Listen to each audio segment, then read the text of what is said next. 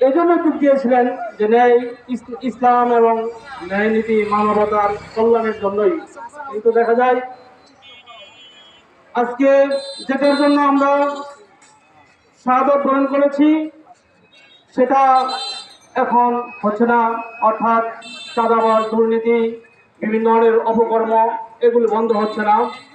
আমরা এই জনসভা থেকে এই আহ্বান জানাই এগুলি যেন বন্ধ করা হয়, আর যদি বন্ধ করা না হয় ইসলামিক আন্দোলন পক্ষ থেকে আমরা প্রতিহত করবো ইনশাআল্লাহ। আল্লাহ তাআলা রব্বুল আলামিন আমাদেরকে তৌফিক দান করুন। তৌফিক ইল্লাল্লাহ।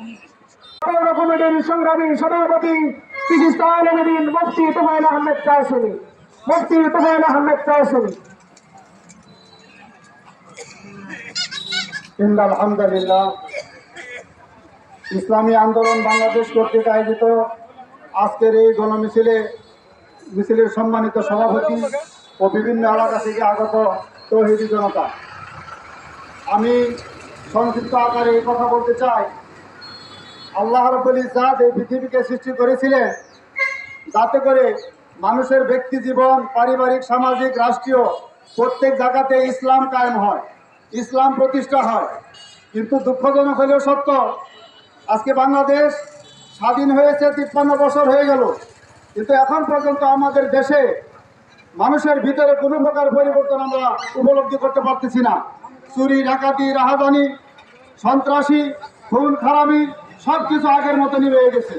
এর একমাত্র কারণ হইল এই দেশের ভিতরে ইসলামী হুকুমত কায়েম হয় নাই। এই জন্য আমি সর্বস্তরের তৌহিদি জনতাকে আহ্বান করব, আসুন আপনারা সকলে ইসলামী আন্দোলন বাংলাদেশ হাত পাকাকে তার মনোনীত প্রার্থী আলহাজ হযরত মাওলানা আব্দুল কায়েস সাহেবের হাতকে শক্তিশালী করে ওনাকে আমরা পার্লামেন্টে প্রেরণ করে ইসলামী রাষ্ট্র কায়েম করার জন্য আপনাদের সকলকে উদারতা আহ্বান রেখে আমি আমার সংক্ষিপ্ত বক্তব্য শেষ করছি। আখির দাওয়ানা আলহামদুলিল্লাহি রাব্বিল আলামিন।